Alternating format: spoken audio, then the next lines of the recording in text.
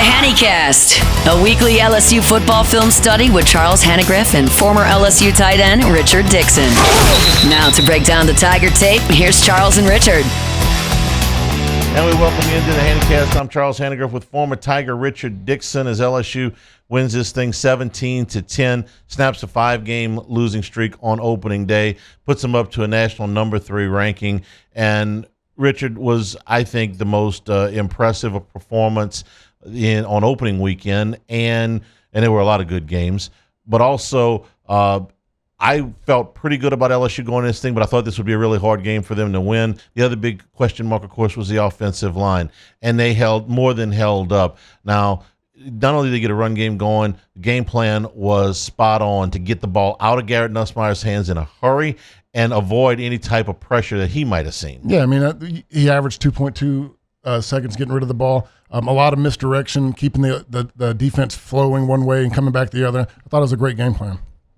We are brought to you by Cena's, located in the heart of downtown Hammond, upscale Italian restaurant serving traditional dishes in contemporary fashion inspired by an abundance of fresh local produce and the ways of old. Cena is creating a unique dining experience. Cena's goal is to use local ingredients and delicious recipes to create an exceptional dining experience while also providing a fresh and inclusive atmosphere that can be enjoyed by everyone.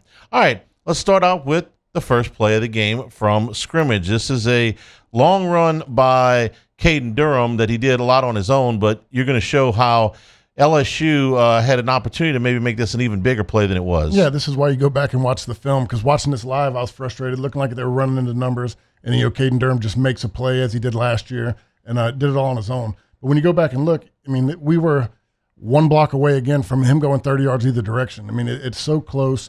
Like we said, everything's fixable. But a lot of this is guys playing together for the first time, and where I think the issue you have right here is Tyree Adams. Let's set this up here on the left side. You got Tyree Adams and Bauer Sharp. They got a combo block. They're blocking end to linebacker. But with the look he has right now, they're playing it as if the DN's playing straight ahead. He's going to work on the tight end, and Tyree's going to go up. But what he has to realize is the end's slanting. They got to combo block this to where they got to get on the same level and then feel each other out to where the linebacker's flowing and work together to get off to the next block. Whose call is this? This is, it's a feel call, really. I mean, from the alignment right now, you got to be communicating to each other. Look, he's slanting, he's moving, he's playing a little tight. You got to understand what it looks like. That way to give him a heads up that you might need a little bit extra help on the inside to decipher which way he's going. All right, let's watch it from the end zone view here. So you see initially the end slants and he knocks Tyree Adams off because he tried to go direct line to the linebacker. What do you want to see here? I want a more flat step. I want Bauer Sharp to take the outside edge, and I want Tyree Adams on the inside. That way when you're blocking, you can feel that he's slanting, and Bauer Sharp right here where you got to pause has to pass that off to Tyree Adams and work to the next level, and he blocks 17. All right, so nobody blocks 17, but Durham shakes a tackle. And he ends up with a big 24-yard gain here to open the ball game. Now, when we look at the wide view of this, there's another block that could have been made that might have sprung him the whole way here. We'll see the wide view, and this is on Barry and Brown. Yeah, I mean, this is why the saying is block till you hear a whistle. You got to hear a whistle. Barry and Brown has got his guy. He's on the backside of a long play. He just kind of quits right there. And look who ends up making the tackle. If he stays on him, and he's gone for another 20 yards. Yeah. All right, so it was a good start to the ball game for LSU, but not necessarily by how they designed it. Now, this is an early play for Clemson. This is the corner blitz for P.J. Woodland off the top side. And to me, this is just great design by Blake Baker. He's showing a lot of creative stuff.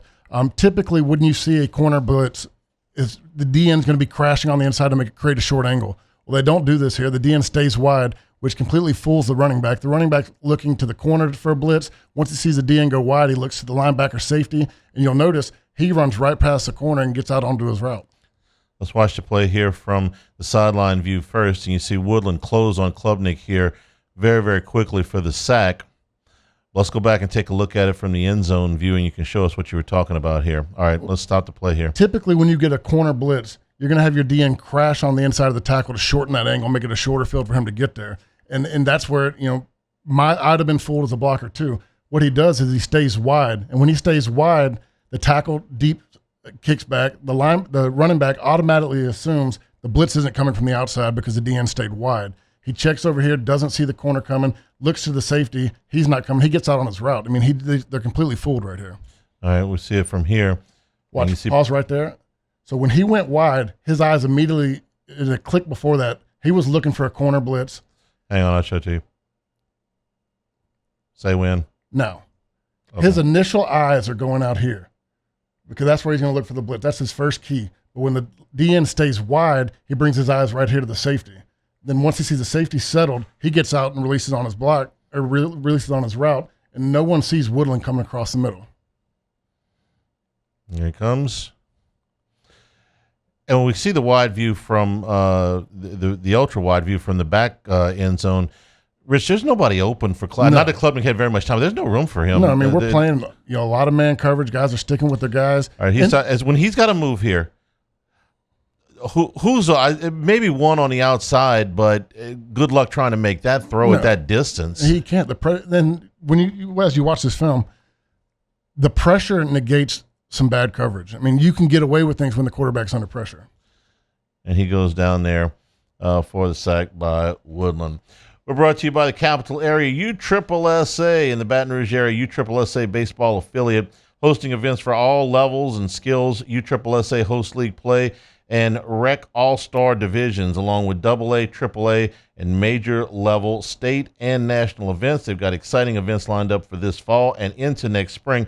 For more information, contact Lane Petrie at 225-771-9095, 225-771-9095, Lane Petrie and USSSA. All right, let's go to the third play here, and we are into the second quarter now. Let's set this one up.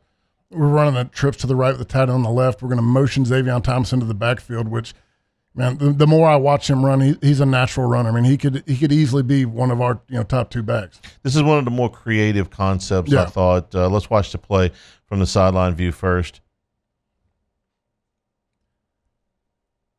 And the backside blocking on this is incredible. And you talk about the safety help or the center helping and getting to the next level. They combo block very well. They understand it if you watch these two. Braylon Moore, the center, in his first game for LSU, SEC Lineman of the Week, and you appreciated that grade. You said he really earned it. He's lights out. I mean, if you go back to watch any of the film studies we did last year, the problem we had was the center getting to the next level. You're going to watch real quick right here. He helps, he puts his hand on him, and he's immediately onto the linebacker. We're getting to the lineman, to the second level like we did in all last year. And running back to the beginning, this is where everything's fixable. This is another issue to where I think Bauer Sharp and Tyree Adams are going to get better, but this is another combo block. They're working to the next level, and they get stuck on each other again. Let's watch here, 10 and 71 down to the far left side of your screen. And so it's very similar to the last one. They're both working into the 17, and that's going to happen when you get a cutback, but if it happens quicker, right here, if I'm Bauer Sharp, I'm taking over, and Tyree's got to get to him at the leverage he's playing. Now, it works out because it's a backside cutoff, but look over here. You had the help from Moore. He lets Thompson get on his guy. Moore gets to the second level, and Davis is at right here. I mean, it is so perfectly blocked on the backside that, we're just that much closer to running perfect. Let me see. Cutback. When you watch the wide angle, like Xavier Thomas, hell of a run. He did a great job. If he trusts Chris a little bit longer, I think this goes for a big run. This is Hilton coming up. Pause it right here. Okay. Look at all the blocks. I mean, you got the seal off on the linebacker. You got Davis right here. Thompson cutting off right here. I think if he trusts Chris a little bit more and presses Chris's hip, he might bust it out the backside for even a bigger game. This ends up being a first down for LSU. All right, the next play we're going to look at is one of the few times that Cade Klubnik made positive yardage as a runner. This is on the only touchdown drive of the game for Clemson in the second quarter. And this is something we're doing a lot, which I like with the speed we have at linebacker. We're changing, our integrity of who's got contained. And what you're going to see is the DN crashes, linebacker loops around. On this one, the DN crashes, the defensive tackle loops around. You don't see a lot of people putting the D tackle and contain, but at the short side of the field, it really works out nice. It's going to be a teaching moment for Bro. He gets a little excited, comes in flat. If he stays truly vertical to the uphill shoulder, it's another sack. Let's watch this here.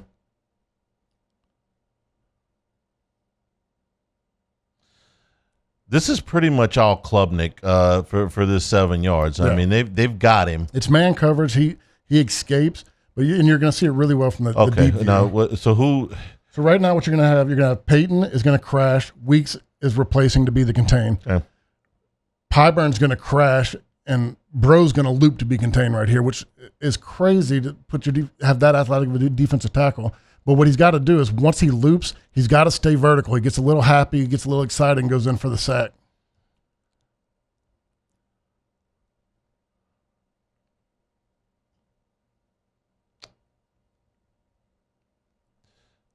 And less athletic quarterbacks are not going to make that play either. When you watch this, like you can see when he really hard bends right now.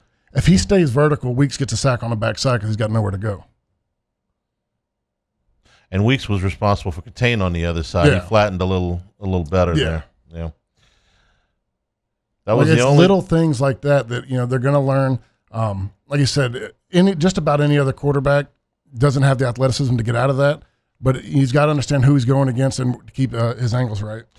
We're brought to you by Marucci. From a backyard shed to the top of the game, it's more than just a baseball bat company. It's a legacy built on passion and precision. 2 decades of crafting the finest wood and metal and leather in the sport. We're here to help you run the game at MarucciSports.com.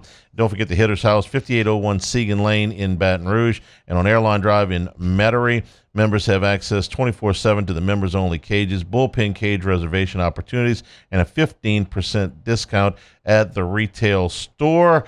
MarucciSports.com.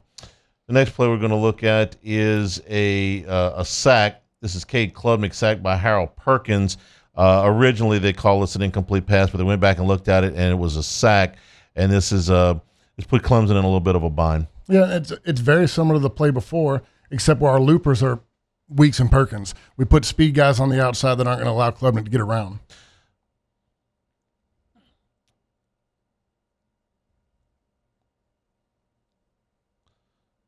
Perkins gets there so fast. Oh, and look, Perkins takes kind of a bad angle on this one, but he's got such athletic ability. He can get away with it. So if you watch, Peyton's going to crash, Perkins going to loop.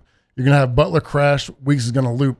Basically, very similar to what we just ran, but we're putting our 2 best athletes on the edge. All right, let's pretend for a minute that we don't know what's going to happen on this play. It looks like Clemson's got enough guys on this side. They've got 3-2 here to block. Now, we know what ends up happening on this thing, but at least prior to the snap, it looks like Clemson's got enough numbers here. Yeah, but we're playing down. Weeks is coming into fill right here. You really got it's 5-on-3 to make a play. They got the numbers here just by position where they're but on I'm the talking field. about on the outside. It looks like Perkins has got to go around this wing and potentially this back to get where he's going. Yeah, but what you're going to see is Peyton crash. When he crashes, they both come down. Let's take a look. Perkins is actually going to be blocked by the backside receiver. Or tried to be blocked. Not really. Tried to be blocked by the backside receiver.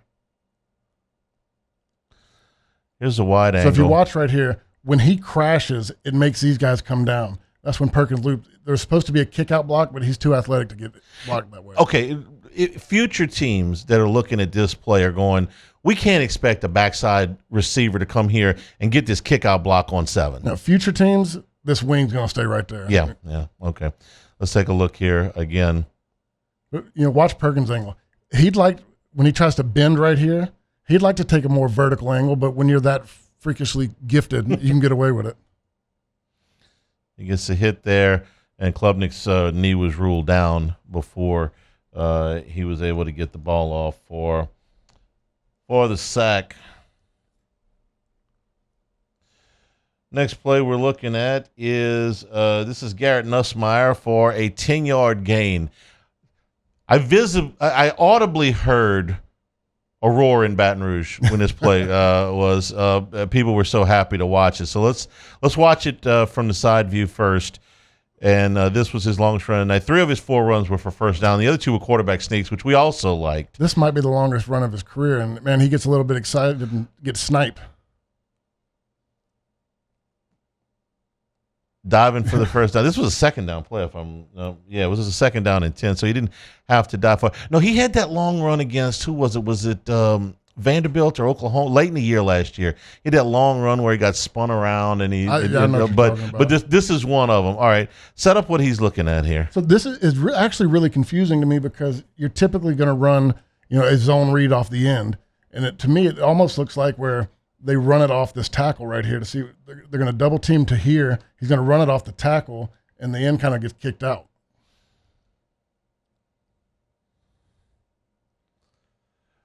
Weston Davis just takes his guy all the way down there and opens up this huge, running lane. When I broke this down, I'm like, you're going to run a zone read off the end. I mean, that's traditional where everybody runs it. I'm not sure if it was called correctly, blocked correctly, whatever it did, it worked. But they end up reading it off the D tackle. I'll hit pause right here. I love Nuss, and I'm so happy he pulled it.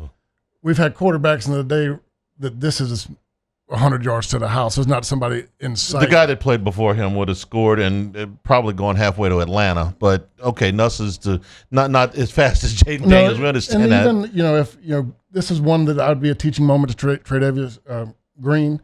He's got to get on him a little bit faster. He's a little lackadaisical getting off the ball. Chris Hilton gets his guy. I mean, even with if he just makes that block, he's running for days. I'm going to go ahead and say, nice job, Nuss. We've been waiting for that one a little bit.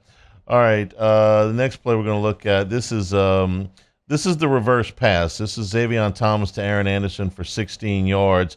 This was you're inside of 2 minutes here. 2nd and 6 from the Clemson 36-yard line. I got nervous watching this one live, and I get nervous again watching on the film. It's close to a busted play. Bauer Sharp's got to be a little bit more aggressive. He blocks it, selling reverse all the whole time. He's giving up ground, which, if that DN is a half a step quicker, he almost picks the ball off. All right, let's watch from the sideline view.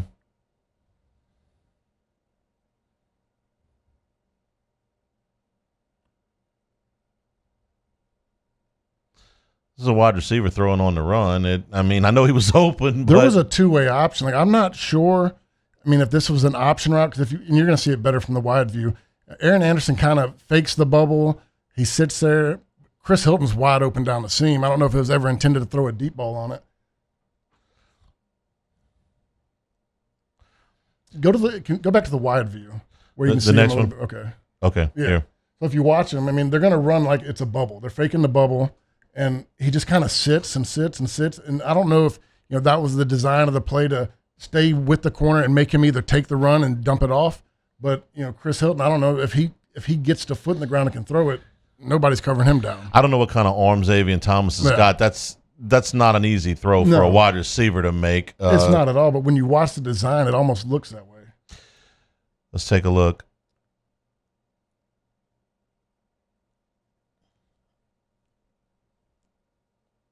See the way he slow played the corner, Aaron Anderson? It's almost like we're going to make him decide. He wants to stay close enough where he's got a decision to make. It's first down. I see what you're talking about with Hilton up at the top. I'm not sure that Xavier Thomas could have put enough zip on that one to get it there. Keelan Williams did it against Auburn in 07 or 08. I think Xavier Thomas got it. Maybe. Yeah. Maybe he does.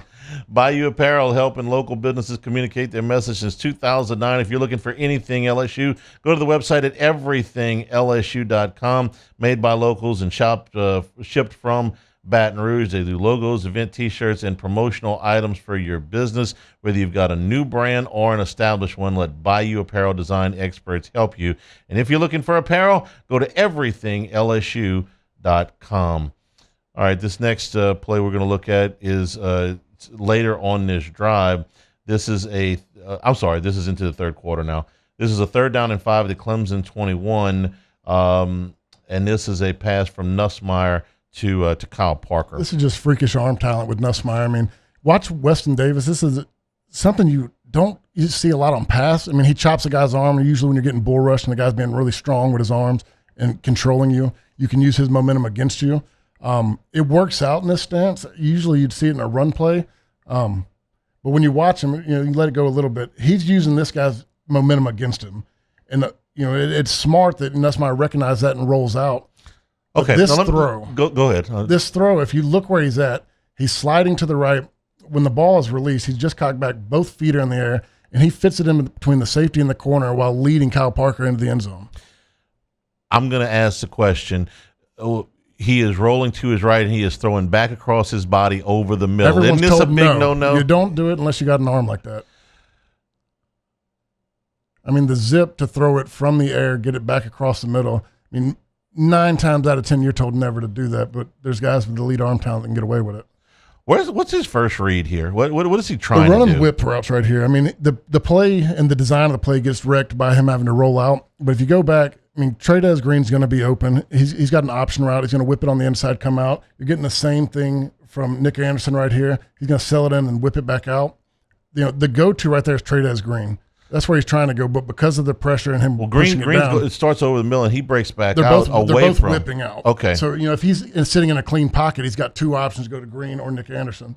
But because of the pressure he gets on the right side, he rolls out and makes it even crazier that Kyle Parker sticks with a dig route coming from the backside. Nice job, young man. Ain't a whole lot of people can do that, what he just did right there. All right, this play is a 3rd down and long. This is 3rd and 5th. This is the 3rd quarter. This is a 1st down at LSU's 46-yard line about halfway through the 3rd quarter, and this is a nice run by Caden Durham. Yeah, and it's another one that, you know, he makes a great play. It's a really cool design, putting 3 over. You're going to move it back to the you're going to do a same-side handoff, which we talked about last year when they started having a lot of success in the run game. But this is another one that, you know, as the year goes on in practice and they work at the game film, this is another little bit of an issue with the combo block between the tight end and the tackle. All right, let's watch it here from the sideline view first.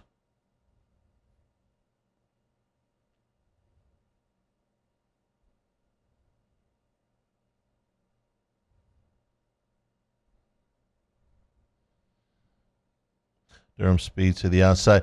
He moved Durham from one side to the other most of the night. So it's very late in the it's with the keys that they have. He's seeing something that they've already, you know, understood in film study to move him over there. I think they checked the side of the run. It was going to be a run play either way. All right, so here's your double team. So this is another one where I just think Bowers takes a heavy angle down. If he takes a flat step and goes through the shoulder, he's going to pass this off to Tyree and get up onto 17, and then you got 12, Kyle Parker coming around, and it's another big play.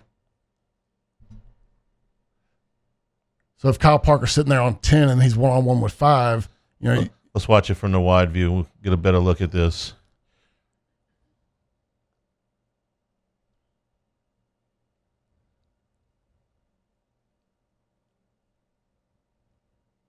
So if you pause it right here, if you look at 10 and 71, yeah, they're working into 17 again. I mean, they got to pass that off, and they're in a really good situation. You see Tyree's head's looking that way, but right there, Bowers got to pass it off heavy with his right hand and get up on 17. That way, when 12, Kyle Parker's coming around, he's on the next level with one guy to beat. Instead, he has to come off on the linebacker. Now you got 2 guys sitting there. And still gain 15 yards.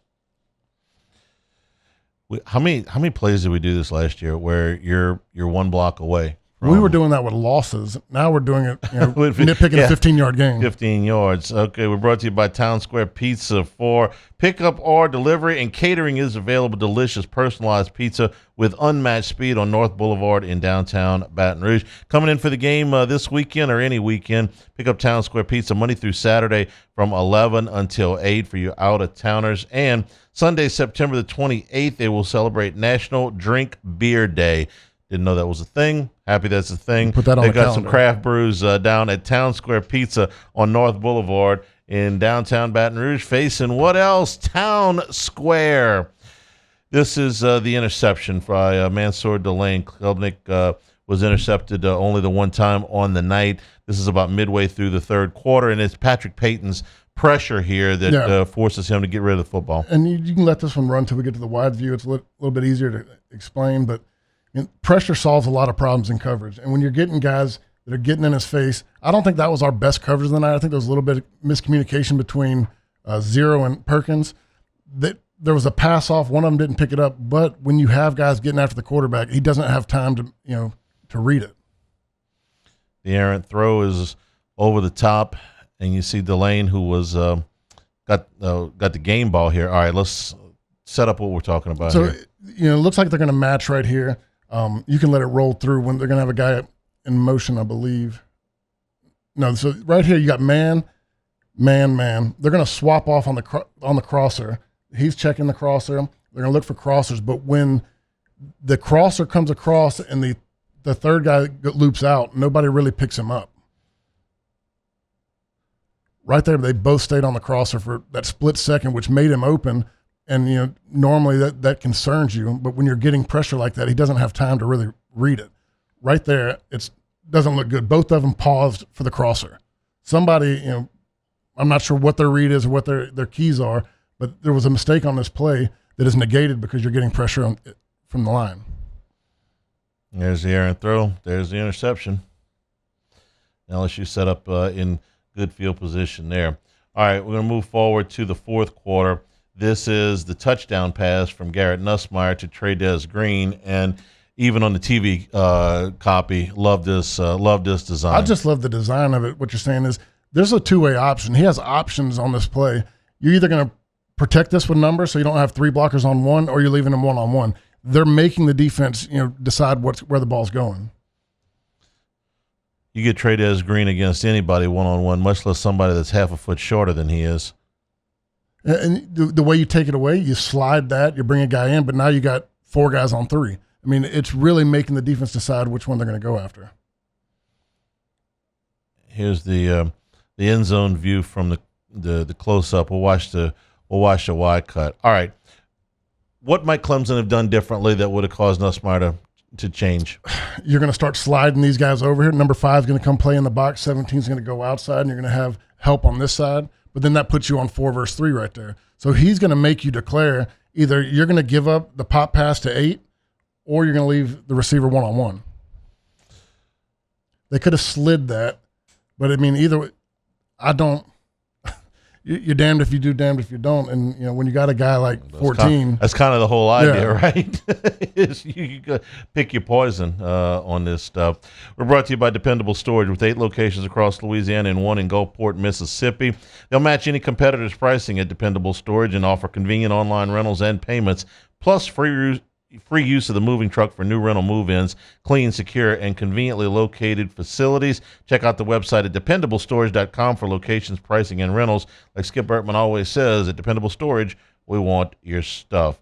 Okay, final play we're going to look at is the final play of the game before the kneel downs, and this is the heavy pressure that forces the incompletion from Cade Klubnik, and it's a good thing they got it. Yeah, I mean, this is just a crazy design. I mean, Blake Baker really pulled out all the stops, but when you have linebackers like this, it's similar to what we talked about earlier when you have your DNs crashing with contain looping outside. But not only do the linebackers loop, they swap sides. You're going to have Perkins. So it's 4th and 4. This is the 15-yard line. There's a minute and 4 seconds to go at this point, and of course, it's a one-touchdown game. So they're going to sell an all-out blitz, and you're going to have Perkins crash in. You have DNs crash in. Everything he sees looks like an all-out blitz to the inside, and that the DN makes a mistake. But what he doesn't realize is how fast our linebackers are. If you let it run, they both going to crash to the middle, and then they're going to swap sides. He never saw that coming. He saw the immediately blitz up the middle, thought the DN was crashing, made a mistake. He thinks he's got a two-way street out of the outside, takes the easy out, but he never saw Perkins looping back around. And there's not a lot of linebackers that you can pull this combination off. Well, you stop this here. Perkins is way the hell over here, okay? He's got to get. He's got contain on the left side, and he is basically he's almost directly in between the guard and the tackle here, and he's got left side contain. Watch this. Just let it go and watch them. They're both going to blitz up or bluff up the middle too. Okay. The way they bluffed up the middle. I mean, Klubnik is seeing all out blitz in the middle. He thinks the DN makes a mistake, and he's taking the easy route right now. There's no way in hell he thinks that Perkins is coming from the right tackle slot all the way back across the other side. You know what I thought, honestly, if I'm being full truth here, when I was watching this in real time, I thought Perkins had spied him. I thought they just dropped him in the middle of the field and said, wherever he goes, you go, and that wasn't the case at all. No, I mean, it was a complete design. And look, I'm glad that the design completely fooled him, because if you pause it, let it go a little bit more, right here, he doesn't have to roll out right now. he's got a pretty clean pocket. The reason he's rolling out is because he's fooled. He thinks the DN crashed and that everybody's coming up the middle and he's going to put a two-way street. If he sits in that pocket a little bit longer, I think this guy's open over the middle. You're talking about if he was sitting in the pocket instead of rolling out. This guy right here. Oh, he's throwing it to the back of the end zone. Oh, I'm sorry. Up at the top. Yeah. Okay. So, but because he was fooled, he rolls out. He doesn't sit in that clean pocket. I mean, the design completely tricks him and baits him into the play. With Harold Perkins, there is no clean pocket, right? All right. Rich, I went into this game thinking that it was good. I liked what I saw at LSU in August. We had questions about all the new guys. We wanted to see them. We could have showed another 24 plays, but we're limited in what we got access to. Bernard Good, number 88, spent half the night really making an impact. AJ Halsey, we saw him come in the second half after the first half suspension. He made a difference. Give credit to Jordan Gilbert. Okay, he took a lot of heat last year. I thought he more than held his own in the first half. And the other question I wanted to get to, because we're going to look at it differently next week against Louisiana Tech, the question was, LSU didn't really push the ball down the field. But what you saw in your study of this is that Clemson was in too high about 90% of the time. Majority of the time. They were showing a lot of single how to bait you into throwing it deep, but they were rolling to two. They did not want to get beat deep, and it was obvious. Everybody's talking about, why aren't we pushing the ball downfield? We were taking what they gave us. That was something we talked about on the preview last week, was that if you don't play too high against them, and Hilton and Brown are in the game, you are really playing with fire because they'll throw the ball over your head. And the one time they did do it, they would have scored a touchdown. I think the officials blew the call, but they'll get another chance at that soon enough. There's a lot of things that they put on film this week that is going to make people, make a decision. Are we going to let them try to beat us over the top? Or are we going to, play the mixed game? And we did a lot of misdirection, getting guys moving. I mean, there was just a great game plan. This roster looks like it's built to make a run. That came as a surprise to a lot of people nationally. I could point out, if I was one of those I told you so guys, that we did a podcast. You can go back and look it up. The title of it was, Does LSU Have a Championship Roster? We did this in February. Yeah. When it was like, hold on, they got that guy and that guy and that guy. Wait a minute. That was before they even got Gooden and Halsey. Mm-hmm. You can go back and check that out. We ran some film on a lot of these transfers, and oh my, what you saw the other night. The thing for me where I'm the most excited is, we hell of a win against the number 4 team on the road, primetime game. A lot of guys new to the field or new to this team, but you go back and watch the game tape, and we could have even been better. There's things that they're going to continue to get better on. You look, the tight end and the tackle, they're going to work that out. They're going to sift through, their communication, understanding how each other's going to block. I think some of the coverages, the miscommunication, they're going to figure that out. But when you're looking at it, pressure negates a lot of problems. And when you're able to get pressure like that. Last year when we pointed a lot of this stuff out on film, it was personnel problems. Yeah. These are all fixable. Oh, 100%. Everything that they've got. All right. Hope you enjoyed the film study. We'll be with you every week. We'll drop them on Tuesday nights. Next week we'll be back with LSU and Louisiana Tech. For Richard Dickson, I'm Charles Hanagriff. This has been the Hannycast.